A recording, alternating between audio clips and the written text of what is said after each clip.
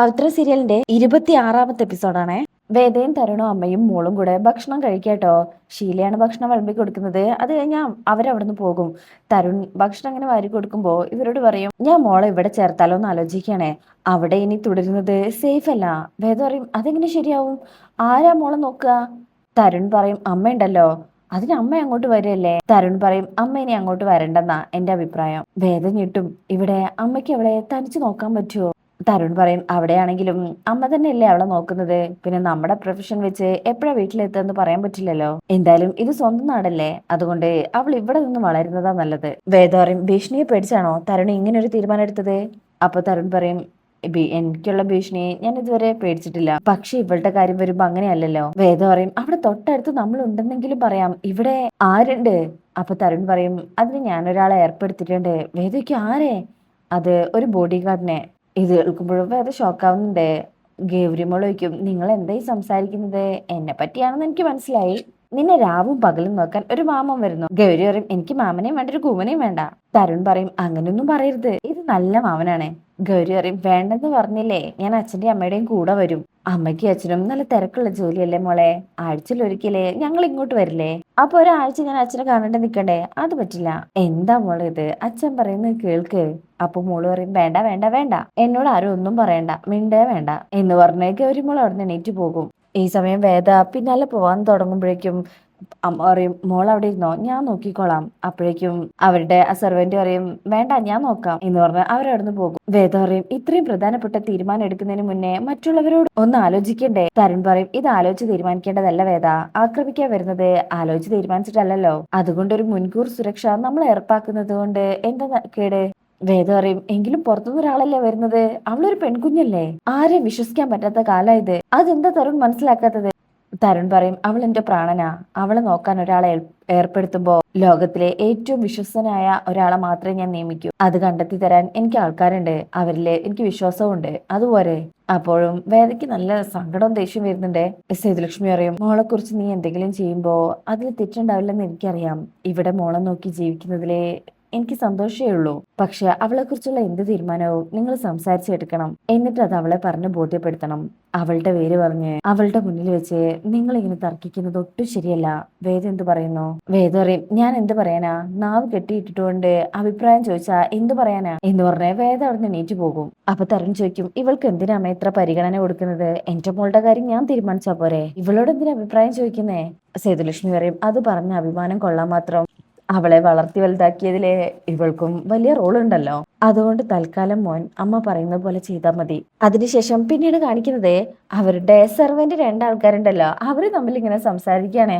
അതായത് ആ സീത പറയും, മറ്റേ ആളുടെ അടുത്ത് പുതിയൊരു ജോലിക്കാരൻ വരുന്നുണ്ട്, തരുൺ ദവാങ്കനെ പേടി കെട്ടിയിട്ടുണ്ട്, കുഞ്ഞിന്റെ ആ ആക്സിഡന്റ് കഴിഞ്ഞതിന് ശേഷമാണ് ഈ പ്രശ്നം. അപ്പൊ ഇയാള് പറയും, അതിനെന്താ? പുതിയ ജോലിക്കാരൻ വെറും ഒരു ജോലിക്കാരനല്ല, ബോഡി ഗാർഡാ, ബോഡി ഗാർഡ്. ഹോ ആയിക്കോട്ടെ, സാബിന് എനിക്ക് വിശ്വാസമാണ്, നല്ല ആളായിരിക്കും വരുന്നത്. അതെങ്ങനെ പറയാൻ പറ്റും? അങ്ങനെ ഇവർ രണ്ടുപേരും കൂടെ അതും പറഞ്ഞ അടിയാവുന്നുണ്ട് കേട്ടോ. അതിനുശേഷം രണ്ടുപേരും അവിടെ നിന്ന് പോകും. അതിനുശേഷം പിന്നീട് കാണിക്കുന്നത് വേദയും മോളും കൂടെ റൂമിലിരിക്കുകയാണേ. വേദ തുണി മടക്കി വെക്കുകയാണ്.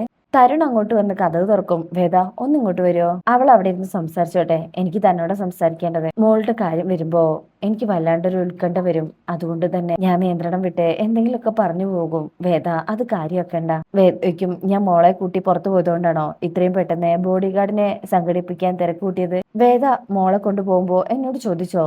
വേദ പറയും, അതിന്റെ ആവശ്യമുണ്ടെന്ന് തരുൺ വിശ്വസിക്കുന്നുണ്ടോ? ഏതോ ഒരാളെ പേര് ഊരും ഒന്നും അറിയില്ല മോളുടെ ബോഡി ഗാർഡാണെന്ന് പറഞ്ഞ് കൂടെ നിർത്തുന്നതിലെ അതിനേക്കാളും സുരക്ഷിതത്വക്കുറവാണോ എന്റെ കൂടെ അയക്കുന്നത്? തരുൺ പറയും, വേദയ്ക്ക് അത് മനസ്സിലാവാത്തോണ്ടാ. ബോഡി ഗാർഡിന്റെ ജോലി എന്റെ കുഞ്ഞിന്റെ സംരക്ഷണമാണ്, അല്ലാതെ അവളെ ലോകം കാണിക്കുക എന്നുള്ളതല്ല. വേദയ്ക്കും അപ്പൊ എനിക്കൊരു അവകാശം ഇല്ലെന്ന് തരുൺ വിശ്വസിക്കുന്നുണ്ട്. വേദയുടെ ആ ക്ലെയിം കേൾക്കുമ്പോഴാ എനിക്ക് അങ്ങനെ മറുപടി പറയേണ്ടി വരുന്നത്. ദയവ് ചെയ്ത് ഇനി ആവർത്തിക്കരുത്. വേദയ്ക്കും ക്ലെയിമോ?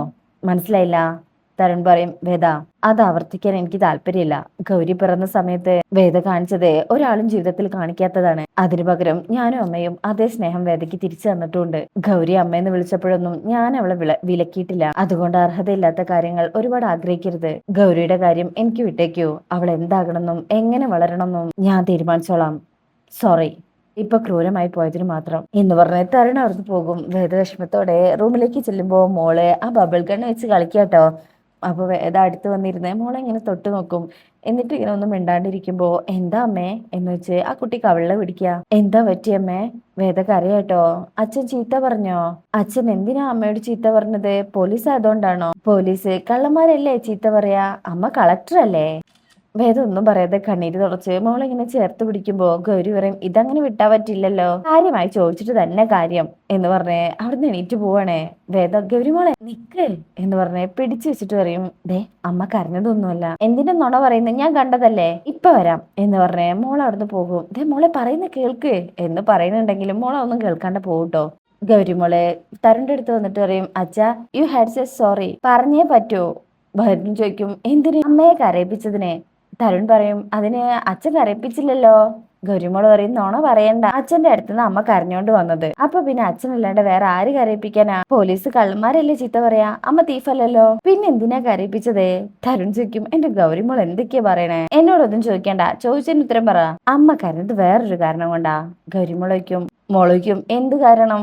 അതായത് ഇനി മോൾ ഇവിടെ നിന്നല്ലേ പഠിക്കാൻ പോകുന്നത്. അപ്പൊ ഗൗരിമോള് പറയും, അവിടുത്തെ സ്കൂളും നല്ലത് തന്നെയാ, അതിനേക്കാളും നല്ലതാ ഇവിടുത്തെ സ്കൂള്. അപ്പൊ ഗൗരി പറയും, ഗൗരിമോൾ ഇവിടെ നിന്ന് പഠിക്കുന്നത് കൊണ്ട് അമ്മ എന്തിനാ കരയുന്നത്? അതായത് ഗൗരിമോൾ ഇവിടെ നിൽക്കുമ്പോ അച്ഛനും അമ്മയ്ക്കും ജോലിക്ക് പോണ്ടേ, എല്ലാ ദിവസവും ഇങ്ങോട്ട് വരാൻ പറ്റുമോ? അപ്പൊ ഗൗരിമോള് പറയും, ഓ അപ്പൊ എന്നെ ഉപേക്ഷിച്ച് നിങ്ങൾ പോവാണല്ലേ? ഉപേക്ഷിക്കാനോ? ആരാ ഇതൊക്കെ പറഞ്ഞേ? അച്ഛമ്മ ഇവിടെ മോളുടെ കൂടെ ഉണ്ടാകും, പിന്നെ ഷീലാൻറ്റി ഉണ്ടാവും, റാമങ്കിൾ ഉണ്ടാവും, കൂടാണ്ട് മോളുടെ കൂടെ മാത്രമായിട്ട് നടക്കാനായിട്ട് വേറൊരു അങ്കിളും ഉണ്ടാകും. വേണ്ട, എന്റെ കൂടെ ആരും വേണ്ട, എന്റെ കൂടെ അച്ഛനും അമ്മയും മാത്രം മതി. മോള് പറയണൊന്ന് കേൾക്ക്. ഗൗരി കരഞ്ഞിട്ട് പറയും, ഞാനൊന്നും കേൾക്കില്ല, എനിക്ക് അച്ഛൻ്റെ അമ്മയുടെ കൂടെ മാത്രം നിന്നാ മതി. മോള് പറയുന്നേക്ക് അച്ഛൻ. മോളെ പറയണത് വേണ്ട, എനിക്ക് മനസ്സിലായി, അച്ഛൻ എന്നോട് ഇഷ്ടമല്ല, അമ്മയ്ക്ക് എന്നോട് സ്നേഹം, അതാ എന്നെ ഇവിടെ നിർത്താൻ പറഞ്ഞപ്പോ അമ്മ കരഞ്ഞത്. ഞാൻ നിൽക്കൂല. തരുൺ ആശ്വസിപ്പിക്കാൻ ശ്രമിക്കുന്നുണ്ടെങ്കിലും മോൾ അതിനൊന്നും തയ്യാറാവുന്നില്ല. ഞാൻ മിണ്ടൂല എന്ന് പറഞ്ഞ് അവിടെ നിന്ന് ഇറങ്ങി പോകും. അപ്പൊ തരുണിന് വിഷമാവേ. അതിനുശേഷം പിന്നീട് കാണിക്കുന്നത് വിക്രം പുറത്ത് ഇങ്ങനെ ഇരിക്കാട്ടോ. ഈ സമയം ആമി അതിലൂടെ ഇങ്ങനെ നടക്കുമ്പോ വിക്രമിനെ കാണാട്ടോ. ഇതെന്താ അവിടെ വന്നിരിക്കുന്നത്, രാത്രിയല്ലേ? വിക്രം ചോദിക്കും, ഇതെന്താ ഇതിലെ? ആ ഡോറ് തുറന്ന് അങ്ങോട്ട് വന്നാ പോരെ? അപ്പൊ ആമി പറയും, ആ ഒരാളുടെ സ്വകാര്യതയിലേക്ക് ആ കുടുംബത്തിലേക്ക് നമ്മൾ പോകുന്നത് ശരിയല്ലല്ലോ, അപ്പൊ ഇപ്പൊ വന്നതോ എന്ന് വിക്രം ചോദിക്കും. ആമി പറയും, ഇപ്പൊ നമ്മൾ മാത്രല്ലേ ഉള്ളൂ, അല്ല പുറത്തൊരു റൈഡ് പോകുന്നതില് വിരോധമുണ്ടോ? ഞാൻ നല്ല മൂഡിലാ. അപ്പൊ വിക്രം പറയും, ഞാൻ ചോദിച്ചതേ ഉള്ളൂ, അല്ല താനെന്താ ഉറങ്ങാത്തത്? അപ്പൊ പറയും, അതൊക്കെ വലിയ കഥയാടോ, അതൊക്കെ വലിയ കഥയാടോ, ഇപ്പോഴത്തെ സാഹചര്യത്തില് അത് തന്നോട് പറയാൻ പറ്റില്ല, അത് കേട്ടാ താൻ കലങ്ങി പോകും, പിന്നെ അത് ചുരുക്കി പറയാനും പറ്റില്ല, എനിക്ക് തന്റെ കഥ കേൾക്കാനാ ഇഷ്ടം, അതുകൊണ്ട് താൻ എന്താ ഇങ്ങനെ ഇരിക്കുന്നെന്ന് പറ, എന്തോ ഒരു കാര്യം തന്നെ അലട്ടുന്നുണ്ട്.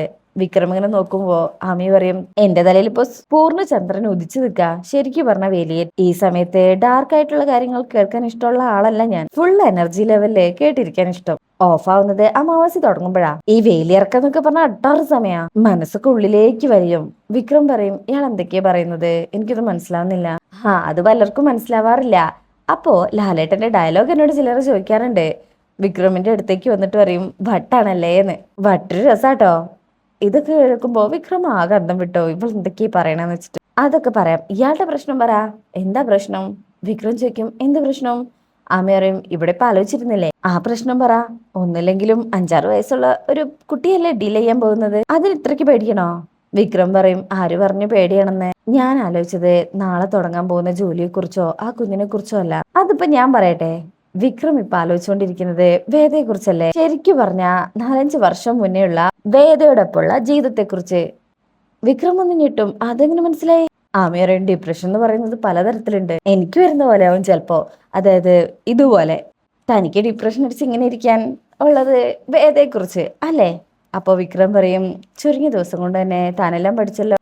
അങ്ങനെ സ്പൈ വർക്ക് ചെയ്തിട്ടൊന്നുമല്ല കേട്ടോ, മാഷും അച്ഛനും സംസാരിക്കുന്നത് ചില പൊട്ടും പൊടികളും, പിന്നെ മാഷു പറഞ്ഞ വേദയെ കുറിച്ച് ഞാൻ ഊഹിച്ചെടുത്തു. അപ്പൊ വിക്രം പറയും, അമ്മി പറഞ്ഞത് ശരിയാ, എന്റെ ജീവിതത്തിലെ ഏറ്റവും നല്ല നിമിഷങ്ങൾ വേദയോടൊപ്പം ഉണ്ടായിട്ടുള്ളതാ, ഞങ്ങൾ പിരിയുന്നതിന് മുമ്പ് എന്ന് പറഞ്ഞ് നിർത്തിയിട്ട് പറയും, ആ വാക്ക് ശരിയല്ല, പിരിഞ്ഞതല്ല കേട്ടോ, രണ്ടിടത്ത് ആയിപ്പോയതാ. അതിനു മുമ്പ് ഞങ്ങൾ ആസ്വദിച്ച് ജീവിച്ചൊരു കാലം ഉണ്ടായിരുന്നു, ഹൈ റേഞ്ചിലെ തേയിലത്തോട്ടത്തിലെ ദിവസങ്ങൾ. അവിടെ വെച്ച് ഞങ്ങളുടെ ജീവിതത്തെക്കുറിച്ചും ഉണ്ടാകാൻ പോകുന്ന കുഞ്ഞുങ്ങളെ കുറിച്ചൊക്കെ സംസാരിക്കായിരുന്നു. ശരിക്കും ഞങ്ങൾക്കൊരു കുഞ്ഞ് വേണമെന്നുള്ള ആഗ്രഹം ഉണ്ടായിരുന്നു. അന്നൊരു കുഞ്ഞ് ഞങ്ങൾക്ക് ജനിക്കുകയും ഞങ്ങൾ ഒരുമിച്ച് ജീവിക്കുകയും ചെയ്തിരുന്നെങ്കിൽ ഇന്ന് ആ കുഞ്ഞിന് 5 വയസ്സായനെ. നാളെ ഇപ്പോ ആ പ്രായത്തിലൊരു കുഞ്ഞിന്റെ സുരക്ഷാ ചുമതലയാണ് ഏറ്റെടുക്കുന്നതെന്ന് ആലോചിച്ചപ്പോ ഞാൻ പഴയ കാര്യങ്ങൾ ഓർത്തുപോയി. ശരിയാണ്, അപ്പൊ അമ്മ പറയും ഞാനിപ്പോ നല്ല ഓളത്തിലുള്ള സമയമാണ്, അതുകൊണ്ട് ആരെ വേണമെങ്കിലും ഉപദേശിക്കാൻ നല്ലതാ. അതുകൊണ്ട് പറയാ, നമ്മൾ പണ്ട് കെമിസ്ട്രി പഠിക്കുമ്പോ അതിൽ കാറ്റലിസ്റ്റിനെ കുറിച്ച് പഠിച്ചിട്ടില്ലേ? നമ്മുടെ കാറ്റലിസ്റ്റുകൾ എപ്പോഴും നമ്മളെ മുന്നോട്ട് പോകാൻ സഹായിക്കുന്നതായിരിക്കണം, അല്ലാണ്ട് നമ്മുടെ ജീവിതത്തിലെ അപ്പാടെ വിഴുങ്ങുന്ന ഒന്നാവരുത്. അപ്പൊ ഇനി ഇരുന്ന് ആലോചിക്കാതെ കിടന്നാലോചിക്കാൻ നോക്ക്. ഗുഡ് നൈറ്റ് എന്ന് പറഞ്ഞു പോകുമ്പോ അമ്മി ചോദിക്കുന്നുണ്ടൊന്നും തോന്നരുത്, എന്താ തന്റെ പ്രശ്നം? സിമ്പിളാ, ബൈപോളാർ ഡിസോർഡർ. വിക്രം ഇങ്ങനെ അന്തം വിട്ടു. ഗുഡ് നൈറ്റ് എന്ന് പറഞ്ഞിട്ട് ആ കുട്ടി അടുന്ന് പോകും. വിക്രം ആകെ ഞെട്ടിയിട്ടുണ്ട് കേട്ടോ. ശേഷം പിന്നീട് കാണിക്കുന്നത് വേദ ഇങ്ങനെ വിഷമത്തിൽ വീട്ടിന് മുറ്റത്തിരിക്കുമ്പോ തരുൺ അങ്ങോട്ട് വരും. വേദ, സോറി, ഞാൻ ഇത്തിരി മോശമായി പെരുമാറി. ഇത് ആദ്യത്തല്ലെന്ന് എനിക്കറിയാം, പക്ഷെ വേദയോട് അങ്ങനെ പറയണമെന്ന് കരുതിയല്ല. ചില സമയത്ത് എന്റെ മനസ്സിന്റെ നിയന്ത്രണം വിട്ടുപോവാണ്. വേദ എന്നെ കാണുന്നതിന് മുന്നേയുള്ള ഒരു തരുൺ എന്ന പോലീസ് ഓഫീസർ ഉണ്ടായിരുന്നു. ഭയം എന്താണെന്ന് ഒട്ടും അറിയാത്തൊരാൾ. എന്റെ രാധിക കൺമുന്നിൽ വെച്ച് കുഴഞ്ഞു വീഴുന്നത് കണ്ടപ്പോഴാ നമ്മുടെ പ്രവൃത്തി മറ്റുള്ളവർക്ക് എങ്ങനെ അനുഭവപ്പെടുന്നെന്ന് മനസ്സിലായത്. അവളുടെ മരണം കൂടെ ആയപ്പോ ഞാൻ പൂർണ്ണമായി തകർന്നുപോയി. പക്ഷേ മകളെ വളർത്തുന്ന സിംഗിൾ ഫാദർ എന്ന നിലയില് ഞാൻ അത് ആരോടും പറഞ്ഞിട്ടില്ല.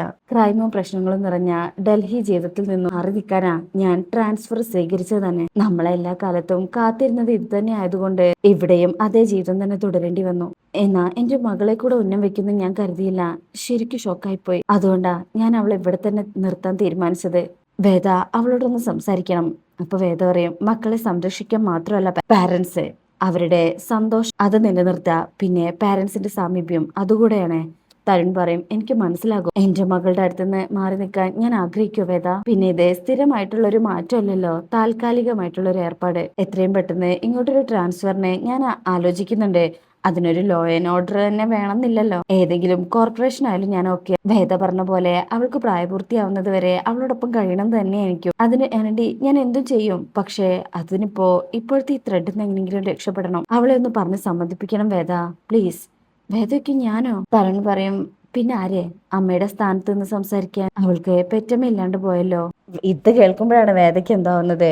പ്ലീസ് വേദ, ഞാനും വരാം. അങ്ങനെ അവർ രണ്ടുപേരും കൂടെ മോളടുത്ത് സംസാരിക്കാനായിട്ട് അവിടുന്ന് പോവാട്ടോ. അങ്ങനെ ഇവര് ചെല്ലുമ്പോ മോളിങ്ങനെ ആകെ വിഷമിച്ച് ഒറ്റയ്ക്കിരിക്കാട്ടോ. ദേ, പിണക്കത്തിലാണോ? എന്നോടൊന്നും പറയണ്ട. എന്താ, അമ്മയോടും പിണക്കത്തിലാണോ എന്നൊക്കെ ഇങ്ങനെ ചോദിക്കുന്നിടത്താട്ടോ ഈ ഭാഗം കഴിയുന്നത്. അപ്പൊ നെക്സ്റ്റ് പാർട്ടായിട്ട് ഉടൻ തന്നെ വരാം. നിങ്ങൾക്ക് റിവ്യൂ ഇഷ്ടപ്പെട്ടാൽ ലൈക്ക് ചെയ്യുക, സബ്സ്ക്രൈബ് ചെയ്യുക, സപ്പോർട്ട് ചെയ്യുക. Thank you.